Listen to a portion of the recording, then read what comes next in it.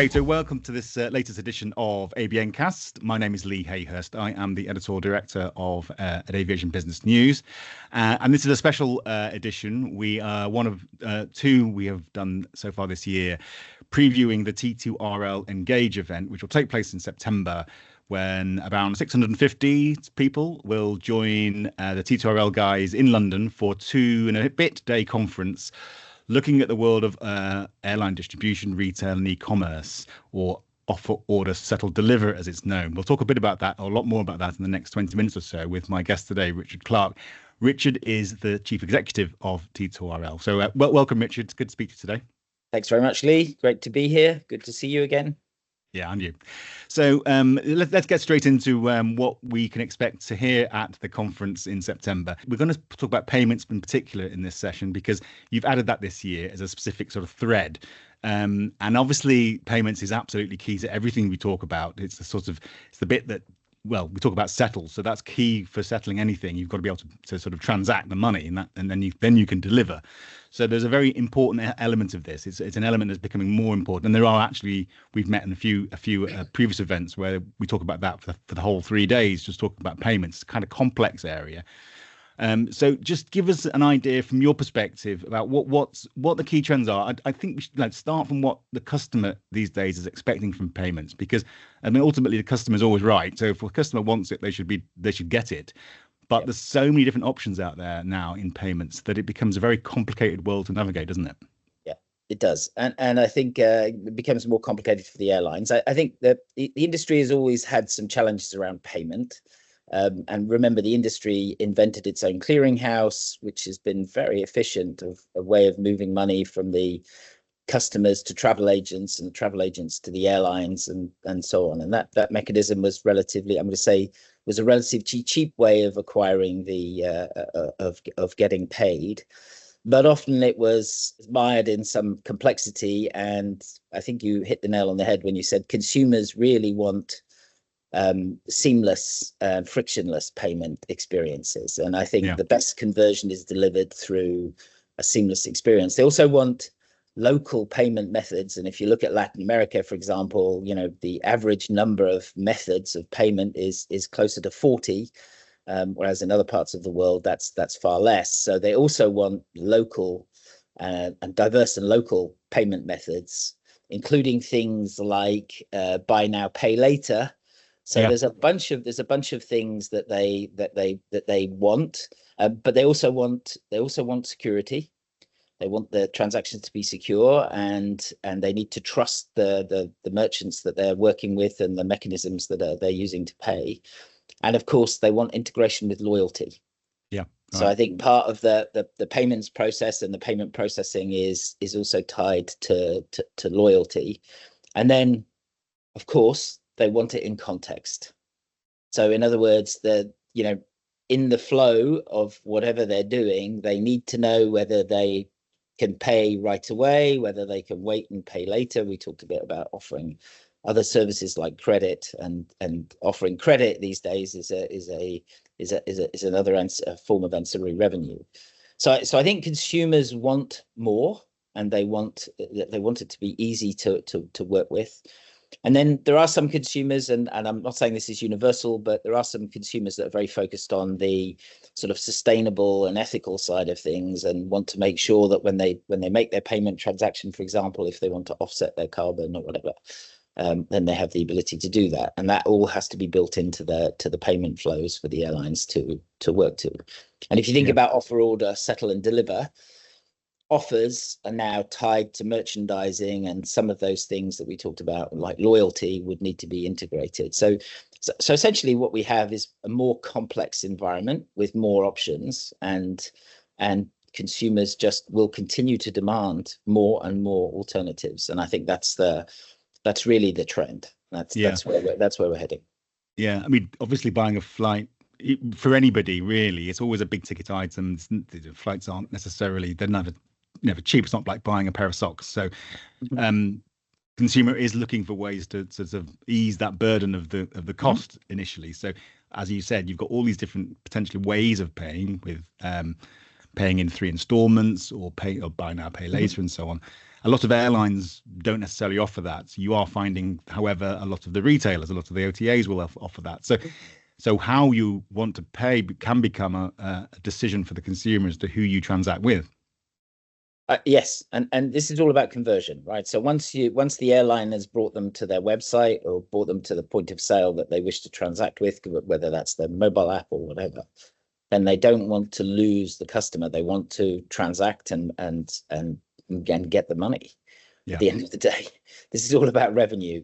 So I think the reality is it's more complex, but there are some new vendors out there. There's some vendors that are able to help with the process, and part of T2RLEngage is trying to bring the supply and the demand together at the same point in context. And I think you hit the nail on the head again. You said there's conferences you could spend 3 days just talking about payment and in the detail, but what you need to be able to do is to talk about it in context. And I think that's really what we're trying to do, is we're trying to bring the context of payment into the offer, order, settle, deliver world, to make sure that people have the right context, the airlines and the vendors have the right context, so they can start to think about their strategies and the workload. Yeah. What you definitely see when you delve into the sort of the murky world of payments is what looks very simple for a consumer. Just press a button, pay, damn, that's gone, move on. Behind the scenes, a whole load of stuff is happening. There's a number of people involved. There are merchants, there are credit cards providers, there are payment orchestration platforms now, and they're all obviously taking a little bit of a slice out of this. So for the end merchant, what the consumer wants isn't commercially always in its best interest. So you see the airlines as the merchant trying their hardest to offer that flexibility and that range of ways of paying, but at the same time making sure it works for them commercially, and they're not either losing money by taking payment, or even they could even make money by taking payment in certain ways. So this really complicates it behind the scenes, doesn't it? And the consumer doesn't necessarily see that. Well, I think complication, yes, but the bottom line is understanding your costs, understanding as the airline, understanding their costs, and then allowing consumers to make choices, well-informed choices that deliver the best and the most optimal, the lowest cost for the acquisition of the revenue, right? I think that's really what this comes down to. And some airlines are much better at it than others, and I think over time the payments is both accretive, hugely accretive. In other words, there's revenue opportunity in payment, and there's also cost opportunity in payment. And when you get those two things together, then all eyes on payments. And I think that's what's going on, and that's why payments has become much more important. I mean, it's clearly critically important. It's not like it's less important. It's always been important, but the acquisition and the all of the merchant costs, all of the acquiring costs, all of the costs associated with transactions are complicated, and much like distribution, they need managing. And I think that's part of the issue, is that actually this needs management attention and management focus. It tend to be a treasury issue, but for most people now, it's coming into marketing, and it's part of the merchandising strategy is to focus on the payment mix, let's call it. Yeah, credit's always been a sort of an issue in that, because it's big ticket items. You'd like to offer credit to the consumer. That requires someone to opt to put that money up front, and the airline industry, from the point of view of the people supplying the credit, can be seen to be a fairly risky sector to offer credit in. So you're battling that as well. Do you think that's changing? Do you think there is an appetite to allow credit to be used to buy flights without the risk of putting the consumer under too much strain themselves? Because we've seen issues down in the past about offering too free a credit to consumers, and it gets them into sort of credit issues. Well, I mean, let's not talk about the moral side of credit for a second. Let's just focus on the airlines. I mean, being able to take payment is fundamental to operating their business. So the offering credit, and then the credit cards have done an amazing job, and the card systems have done an incredible job. And some card systems are far more expensive than others, and they have many more rewards, and you see these co-brand strategies and what have you with the airlines to try and mitigate some of that cost and to try and drive the common behavior in the right direction. Fraud in general, if you have more forms of payment, if you have more ways of paying, you're going to have more ways of committing fraudulent transactions. Yeah. And much of what goes on behind the scenes, you talked about that, is the credit card reference check, is the reference check process and the validation that the payment will actually go through and is coming from a bona fide card user or a bona fide customer.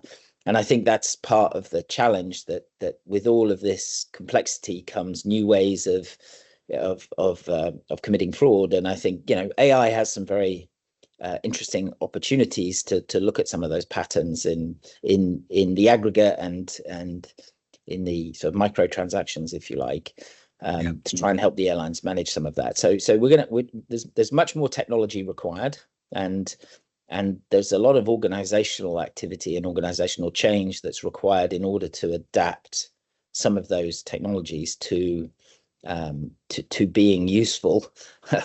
Because implementing a new system requires change, and change management is the hard bit in all of this. So I mean, technology is always behind. So it's behind everything, as we know, and just in it's behind. We'll talk about that technology a lot at your event, just in terms of the distribution and retail as well. So technology is the enabler here, and you talked about things becoming more seamless and frictionless, and it's technology that will allow that. And goodness knows what AI will do at the early stages of that. And clearly, cyber is a really important area to make sure. We've seen recent examples where if you're vulnerable to cyber attacks, you're in a very, very difficult position. So that's going to be really important for the industry. But in terms of the technology that's available today, is the technology there to do what airlines want to do, or is kind of sort of customer expectations about what technology is allowing them to do running ahead of the reality, and the airline industry is still having to catch up and develop the right technologies? I think the technology's out there. I think the challenge is the integration of that technology with the technical. I'm going to say we call it legacy systems. I kind of despise the word, because they work and they deliver, but they come with some technical debt and some challenges. So I would say most of the barrier to more solutioning in payment is really down to organizational changes, and then something tied to the way the legacy systems work. And that's one of the advantages of offer order. Offer order tidies that up a little bit and makes it a bit easier to be focused on the merchandising side of payment, and to be able to present your offers with options so that the consumer can convert. But I would say there's quite a bit of legacy out there and technical debt that makes the projects to implement some of these things a bit harder than we would like. It's not that it's impossible. I mean, everything's possible, but the reality is that makes it a little harder. And so offer, order, settle, deliver, that move kind of liberates the systems in a way that we haven't had before, and it will help accelerate some of that technology that's out there that allows us to make these solutions available to consumers. So I think all of the back office processing, I think everybody knows in our industry, the whole revenue accounting process that doesn't go away. It moves from post ticketing, if you like, it moves to the offer management component of offer, order, settle, and deliver. And the information will be available when the offer is made and accepted by the customer, and that should simplify some of this processing, and that should make it easier to roll out new capabilities faster. And I think that's part of the game. So I've seen some fairly eye-opening claims as to what technology will do for companies in terms of automating some of the back office stuff. I mean, at the moment, there's a lot of manual work goes on in reconciling. It's time consuming, it's costly, and so on. So there's a lot of sort of promise there, whether that's being realized yet. I'm not entirely sure, but technology can do a lot. So you mentioned legacy and technical debt as being kind of one of the big hurdles to overcome. You also sort of alluded to mindset. What do you mean by that? Is there a mindset shift that's required in businesses to embrace this? So the mind shift is that we have to see where the value is, and then it has to get prioritized along with all the other priorities. And I think that's a bit of a challenge at the moment in the airline industry. The profits for some are good and others not so good. So we have a bit more of a spotty profitability across the industry and geographies. Even within the United States, there's some great performers and there's some not so great performers. And I think that spotty profitability means that capital expenditure and programs and complex projects are kind of slowed down a little bit. So the removal of technical debt will be slower than we would all like. I mean, I say we all. I think everybody would like to see the next generation of systems running today, simpler, easier to maintain, easier to manage. So I think the current financial situation and that volatility and uncertainty in markets is making it a bit harder for the organizations to engage in some of those programs. Okay. So, depending on where you are in the world or where your airline is in the world, that may not hit the top priority. And that's part of the challenge here. And then what you have is spotty deployment of new capability, which means that the industry doesn't get all the benefits of the new way of working. And I think that's part of the challenge. So I think we, obviously profits drive behavior. There's some great upside. So some airlines will see huge upside. Fraud prevention and better conversion and so on, and we'll push forward with this. But there'll be others that will kind of hang back, and maybe the fleet renewal would be more important. They may focus on fleet renewal or restructuring some of their mainline of their products. And I think that's the challenge, is that we don't have this all together push forward. We just have some places where they will focus on this. I mean, interestingly, Latin America has so many different ways of payment. It's very, very complicated. Yeah. And they have to have them in order to transact within the market. So it's naturally prioritized. Whereas in other markets, the big card companies, the card systems, still dominate most of the credit that's allocated, and consumers just that may not need so many options. Anyway. Does that patchy adoption then in the payment side of things, does that hamper the overall move into the offer, order, settle, deliver world? Because you do need a bit of everybody to move in the same direction, and if anyone's lagging, it does slow progress. The industry will always have laggards. There's no question about that. The reality is that the concerted push always makes it easier, faster, cheaper to get there. Just the implementation. So if you have firms that specialize in implementing projects and programs, if their work is chopped up, and the world of the big consulting firms, the market is hard for them. So those big IT projects that would come at a cadence would be training up the people and the skills to be able to deploy faster and faster. That isn't happening as quick as people would like. So deployment is taking a bit longer than everybody would want. Yeah. And so the benefits are a bit slower. And I think then there's the question of, well, if the benefits are a bit less and I have to spend a bit more to get there, maybe I should prioritize my fleet, or I should prioritize my airport experience, or whatever it may be. And I think that I mean, airlines have to do what they need to do, and it's all about prioritization. So yeah, and airlines aren't payment specialists. They're not meant to be payment specialists, are they? So they're looking to partners to help them. And we've seen in recent years the emergence of a number of payment orchestration platforms is what they call themselves. So these are technology layers that allow you to manage and organize all this kind of stuff.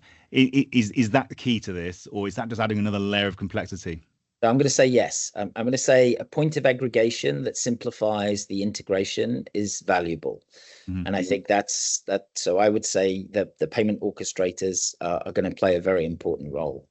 So, payment service provider, payment orchestrator, optimizing that payment strategy, and the payment mix, you could call it, like distribution mix, payment mix. I think those companies that are focused on the airline industry, because we are definitely different. I mean, there's a lot of fintech out there, and it's got its own buzz, it's got its own vocabulary, it's got a whole bunch of benefits and capabilities. The reality is applying that to our world, the airline world, where we have this perishable product that if we don't fill it, it goes wasted. So payment is all, conversion is all part of that. Yeah. So I think they add value, and there will be vast amount of consolidation around those players over time, and what does the landscape look like in 10 years from now? I have no idea, but coming to Engage will give people a better understanding of what's going on and what's out there, and what they might need to take into consideration as they start thinking about some of the offer, order, settle and deliver stuff. Yeah. Last time we were together, it was actually in Budapest, and you were at the UATP Airline Distribution Summit, and you actually moderated a session all about whether airlines are now retailers in their own right. I think the feeling on stage was that they should want to be retailers, or be better retailers, and they are on that path. So is getting this payments element correct? Is that absolutely essential if they're going to become modern retailers? I think the short answer is yes, that they have to get their act together with respect to payment. And how broad, how deep do they need to go? And the answer is their consumer base will respond to that, and some will do better and some will do less well. That the reality is making it easy for the customer, all of those things, making sure there's credit available if they're buying with credit, making sure that it's a bona fide transaction, 3D secure, all of the security around transacting, plus the cybersecurity itself, of course, being able to trust the infrastructure is going to matter. So I think the airlines they're working on it, right? It's not like they're all sitting around and not doing anything, but as we said, it's kind of spotty around the world. It depends where you are, and it depends how the airline is doing. But offer, order, settle and deliver, and retailing in general requires quick and easy payment in an efficient manner, and that's efficient for the customer, obviously, but also efficient for the airline and optimized. And I think that's critical. The mix and the spread in cost of transaction A versus transaction B could be 2-3% different, and that matters in our industry with such thin margins. So so the answer is it matters, and therefore an offer, order, settle, deliver strategy opens the door for more conversion, more payment methods, more opportunities. You said adoption is spotty geographically. Are we looking? Is it also spotty in terms of the kind of airlines that are adopting this quickly? So, for the reasons you just mentioned, are we seeing maybe the low cost guys jumping on this more rapidly because they need to keep their costs down? Or does the cost of doing this actually impair their ability to do this? What you're seeing in terms of the mix of airlines leading the way? A pure LCC, remember, is generally a ticketless activity or a ticketless system. So life is a little bit easier because we have this burden of we issue tickets when we get paid. Yeah. And the relationship between payment and ticketing is something we manage. The industry manages it, and actually, to be honest, manages it quite well, I would say. Issuing an accountable document requires payment, and or close to certainty that you're going to get paid. And I think and airlines can obviously offer credit. They can offer credit to corporations in particular, and some of them do, and some of them manage that. And some of them manage credit with the travel agencies in other ways than the normal processing that we would see. And we saw a huge pushback for virtual cards, right? In the industry, we saw that cost came quickly to the airline industry, and it took quite a while to push that back. So I think the card schemes and the airlines are trying to figure each other out a little bit, because these are big purchases, as you said. They're not once in a lifetime like a house or maybe a car or two. They are big, relatively big, big investments for consumers to make, and therefore people have to think a little bit about how they would manage the payment processing. So yeah. So I think the LCCs have a jump because they have a little less legacy and a little less technical debt.